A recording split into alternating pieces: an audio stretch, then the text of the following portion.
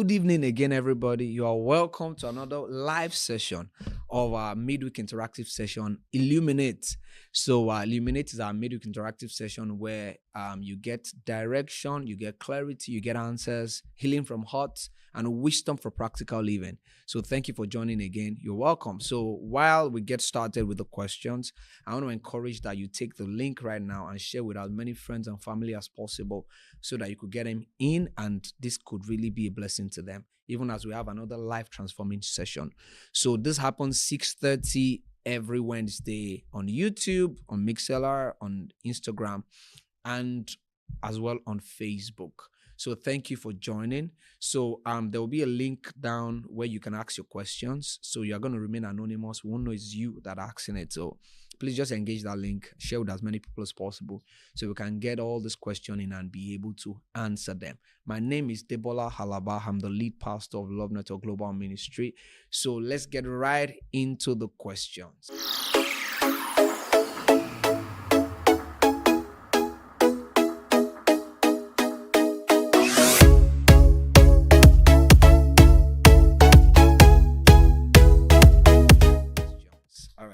All right, sir. Thank you, sir. This is the first question, sir.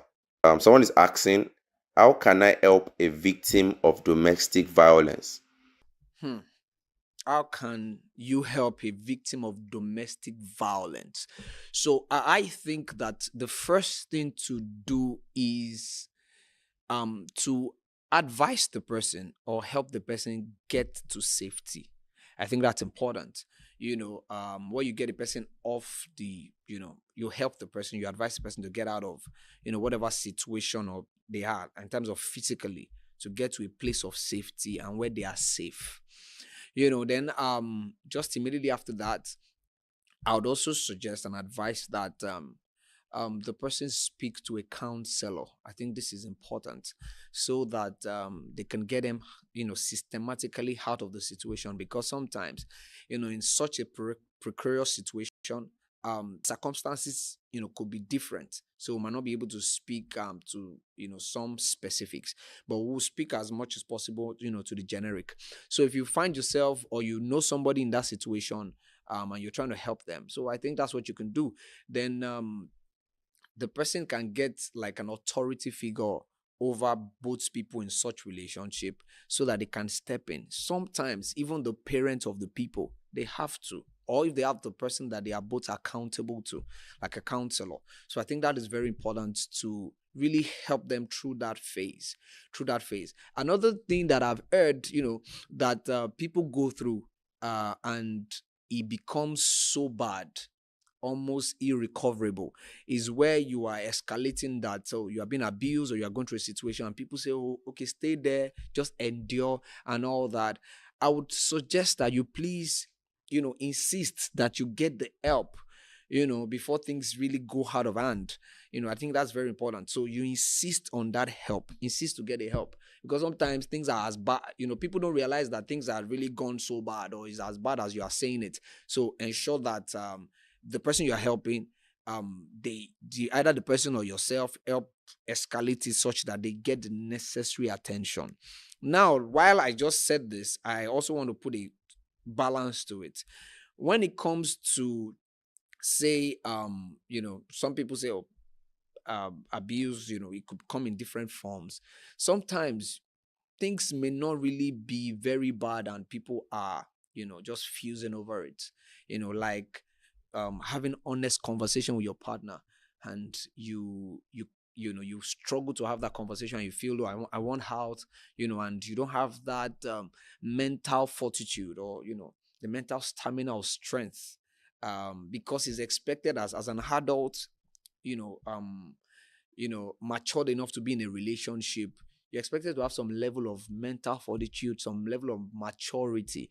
So, which means that you can have a different point of view. Your partner can have a different point of view, and you guys can, in a safe and in a very secure situation and environment, have that honest conversation without attacking anybody physically or abusing anybody emotionally. I think that's important.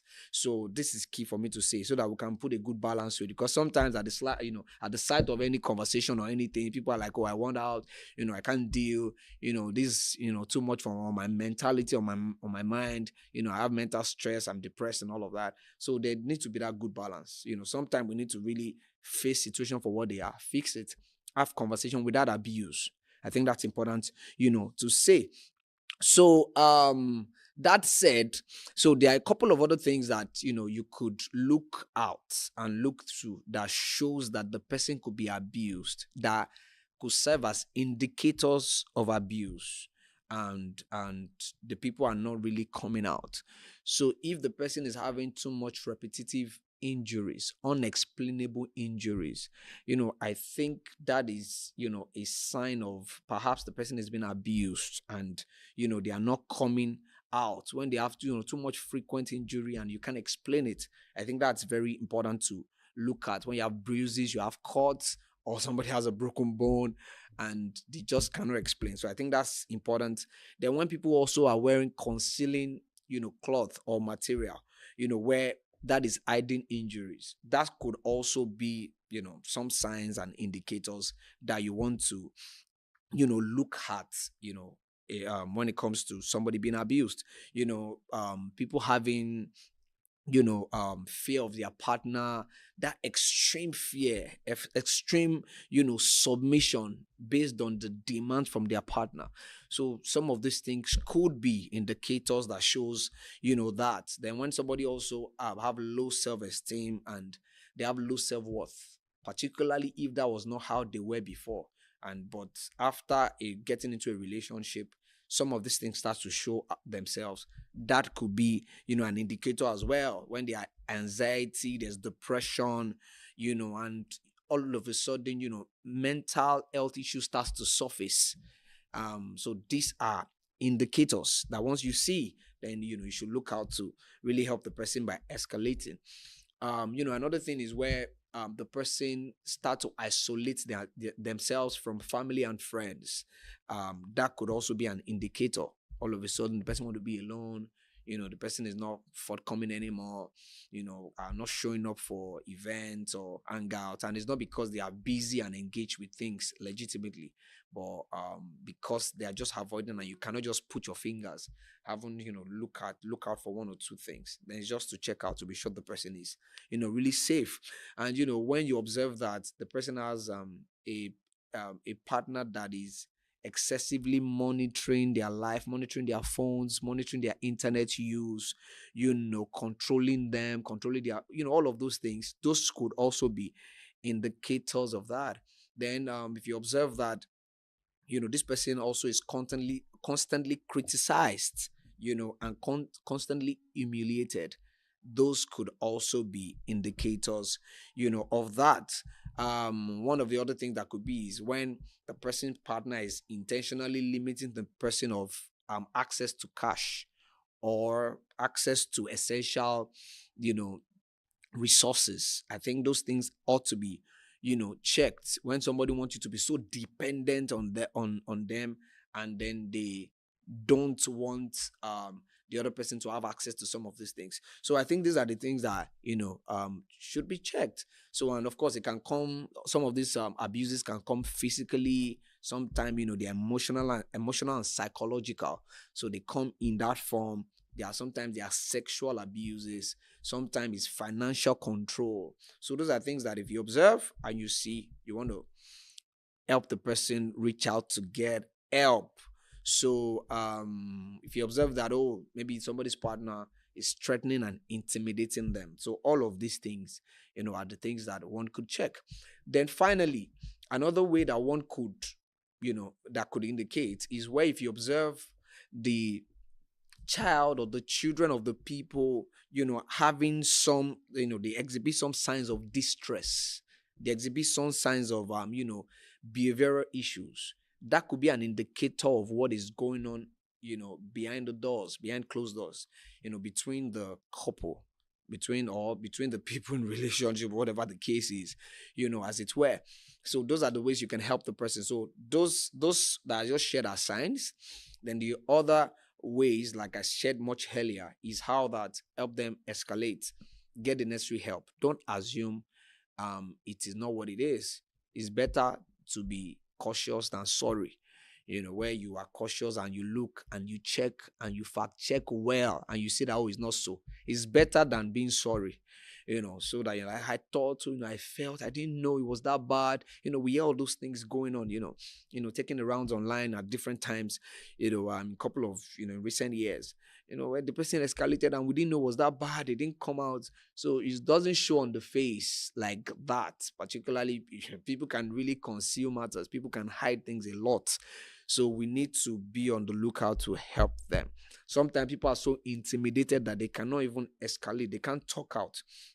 They can't speak out. That's why you hear things like speak up, men speak up, women speak up and all. So why all of these things are going on is because people are going through a lot in the secret. And the least we can do is, if you observe such things, don't just assume. Of course, I'm not saying you should. This is not also license to poke nose into people's issues and lives, but particularly people that are important to you, people that that you have some stake in their life, or they have some stake in your life. You have some good relationship going on there. You want to look out for their well-being. So those are the basic things I could share at this time. I hope this really helped you. All right, can we get to the next question, please? Yeah. All right. So this is the next question, sir. How can one be spiritual without now looking religious or being religious? How can you be spiritual without looking religious or being religious? So I'll say it this way. So Jesus, was talking to the Pharisees, to the scribes, and he was saying how that, talking about how your look. So they wear long robes, they desire the front seats, and all of that. They desire that people greet them in the marketplace and all of these things going on. He said, but the inside of them is like sepulcher. So you know what sepulcher means? So it's like graveyard, at least in current age language. So it's like graveyard, but it's not like the typical one that they dig the ground and bury people in. Sepulcher is like it's like a rock. So they own the rock, like they dig into the rock, and then they put people in, like lying in state, and they cover it. So that was the nature of the ones that they used back then, at least Bible times and all. And that's why the story of when they took a dead person, threw him into the sepulchre of Elijah, and the bones of Elijah, the anointing, they healed the person, the person came back to life. Some people say, how is that possible? It's because they don't dig the ground, they dig into rock, and so you can move it. The same thing that happened to Jesus. If you read Matthew 28, how that it was put, Joseph of Arimathea put him in a sepulchre, and in a brand new sepulchre, and they sealed it. So, and they could roll the stone. When the angel came down, roll the stone off and all. So, but that's what he meant. So that's for another time. So, so he said that their inside is like sepulchre, but the external looks, presentable and looks good. The outward looks good. Now, what we could learn from that is, God expects that, our inward virtues, they align with the principles of the kingdom, with the life of the Christ, more than even just the outward virtues. So when we talk about, how can you be spiritual without looking that? Yeah. So it's about focusing on the things that develop you from the inside. So what are these basic things? So number one is spending time to pray. You have a prayer time and you are praying. You have a prayer group. You have people that you can pray together and all that. You also study your Bible. So you give time to studying the Bible, knowing the word of God, knowing what God says about your situation, your circumstance. You can hold true to that irrespective of surrounding circumstances. That's important. Then also the fact that belong to a committee of believers. I think that's important. Where you belong to a people where they believe the things that you believe, the things that you stand for, the things that you desire to do and all. So those are the things that make for you being spiritual. So another thing is belong to a local assembly. and serve. So serve people, join a service unit, do something. And finally, I think on this, is also do the same for others. It's not enough that you're doing this just for yourself. Then reach out to other people and take them through these things. These are the things that make for our consistency in the spirit. I tell people that one of the biggest thing that can help you when it comes to being a believer, being a fervent person in the spirit, is doing the work of the ministry. I'm not saying being a pastor, you know. I'm not saying that being a religious leader or in some sense. It's like being a part of the system or the process that makes the life of Christ available to other people. I think that's one of the greatest blessing, because at a level you will grow beyond yourself, like go beyond all you can get from church. Then the next phase will now be what you can also do for other people. That is, I believe, is a life assignment. We're all ministers, so I think that's important. So to help your spiritual growth and all of that, so you engage in that bring other people, to the Lord. So when you come to, you don't want to look spiritual or that, then you want to look at, culturally, to say that how can I be relevant culturally? So it's like, I'm heavenly minded, I'm heavenly, I'm a spiritual person, but I'm earthly relevant. Do you understand? So I'm relevant earthly. So which means I must understand. The Bible says we are in this world, but we are not of this world. But you must understand the part of you are not of this world yet, but you are in this world. So understand the culture, the system you are in, so that you can be culturally relevant, being able to take the spiritual life that you have in yourself, in your spirit, and bring it to bear. I love the way Paul puts it. Paul said that, to the Greek, I become the Greek, to the Jews, I became the Jews, to the people without the law, that I may save some. So which means he was able to blend within the culture and the system, and yet still being effective in ministry. So you can be spiritual without even, it's showing externally in that sense of maybe you are wearing a robe, you are wearing this and all of that. So I think that answers that. Then I also want to say something. I've seen that some people changing their location or going to, maybe they are traveling out either for economic reasons, for academic reasons, or they just want to change location. I see people that they make one critical mistake, which is they don't consider what the change of location, either for any reason, would do or would mean for their spiritual well-being and health. I see people don't do that. You are going to a new country and all, you don't maybe check that what is the culture of the place like in terms of your Christian faith, what you believe, other believers, or their local assembly there's a church there and all that. So I think that is important, and that's why you see that some people were fervent, or they found themselves in a situation where they were fervent, they were doing those activities, and they were taken to another place, and all of a sudden they became as cold as ice. So they are wondering, and it's because of, there's what having fellowship with other believers does. So if you find yourself in another culture, for example, that is different from where you are coming from, and you don't put a system around it, or in some cases, I advise or suggest to people, if you find yourself in a place where perhaps the doctrine or the things that they believe there is not what you believe, the responsibility lies on you to create a system that would keep fanning the flame of your spirituality or your spiritual life.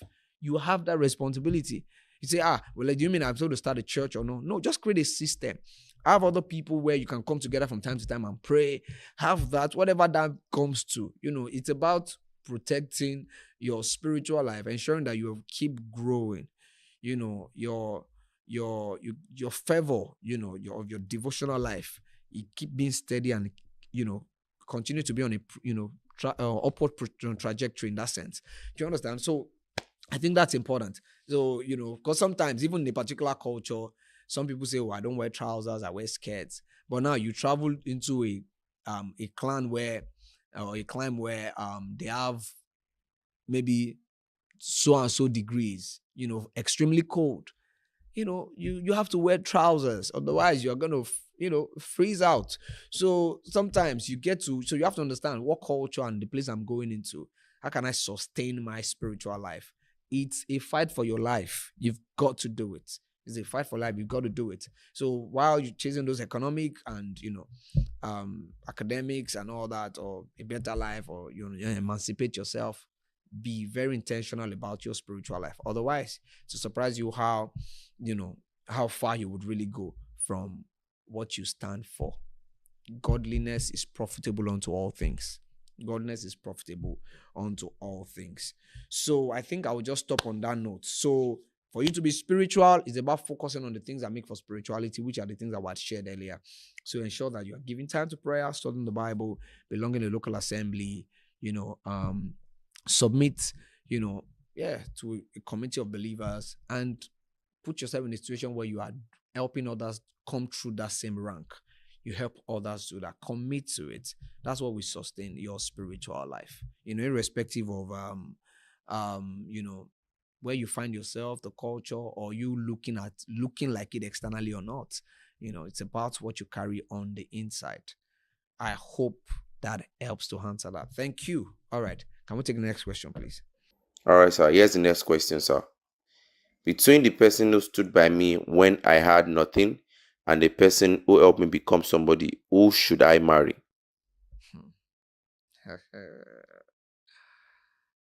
Who should you marry? Between the person that stood by you when you had nothing and the person that helped you, to become somebody, who should you marry?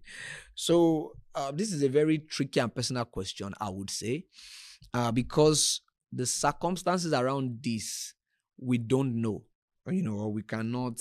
You're the one that know best. So whatever will be suggested in this particular situation, may be biased to either one party or the other. So I would say that it's best that you follow your heart, be true to yourself, be sincere with yourself. But then again, I would ask, why is it a contest? Picking between this person and all that. Were you playing both of them, or were you leading them on before now? Because I think that's a question. So to say, oh, you were, that means, because the question sounds like you are dating somebody. So then maybe somebody helped you to improve your economic life or your life in that sense, and you're now thinking of who to pick. So when you were dating a person, did you stop dating the first person and then you started to date the other person, and then things now picked up, or so I think that circumstance, you are the best person to do that. So but I would just say that be sincere with yourself, check your motive. Just check your motive so that you are not putting yourself that in a place where you are more sentimental than looking for the real value. Don't be sentimental. If you're dating the other person and then maybe things got better, I don't know. So could it mean that you why not empower the person that you were dating, while now that you are better, why not empower the person? But was it that you were not dating the person anymore and then you started to date somebody? So I think that line has to be had to be checked so that we can help to look at the things very well. So but just check the real things that make for marriage, and ensure that you are true to yourself. Marriage is a covenant. It's not a ceremony. Do you understand? Then check yourself. Be true to yourself to say that, so who can I live the rest of my life with? I think that's important to check. Who can I live the rest of my life with, and that will help me fulfill destiny, help me fulfill purpose, that is in alignment with what I stand for. I think, that's something that you want to check down. You are not going to base this on sentiment, otherwise, it could be very, very, very,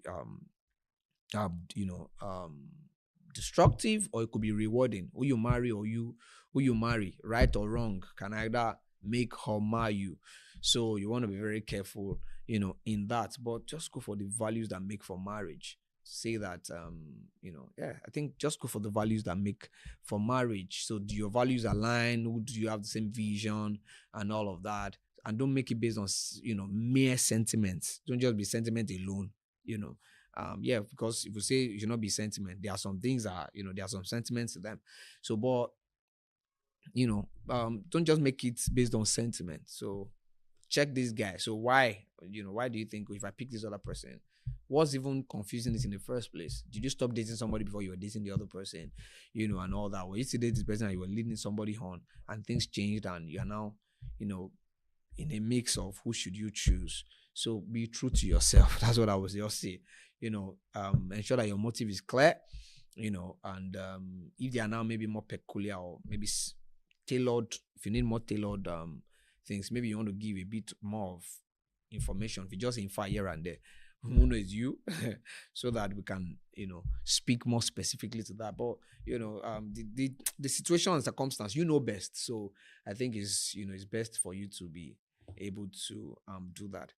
All right, so I think we're going to stop on this note. Thank you very much for joining in. I believe this really helped you, and this really transformed you. So I want to ask that you please take the link, share with as many people as possible, so that this could be a blessing to them. I want to also ask that you like, you share, you comment, and please, when you are commenting after this live, because whichever is on this live currently would go afterwards. So once we are done, so please give your suggestion, give your thoughts, give your ideas, so that I would love to see them after now. But please like and share, so that the algorithm can make it available to more people, and this can really, really, really bless them. So thank you so much for joining. So this is Illuminate. Until next time, 6:30 Wednesday. See you. God bless you. Have a wonderful week ahead. Bye.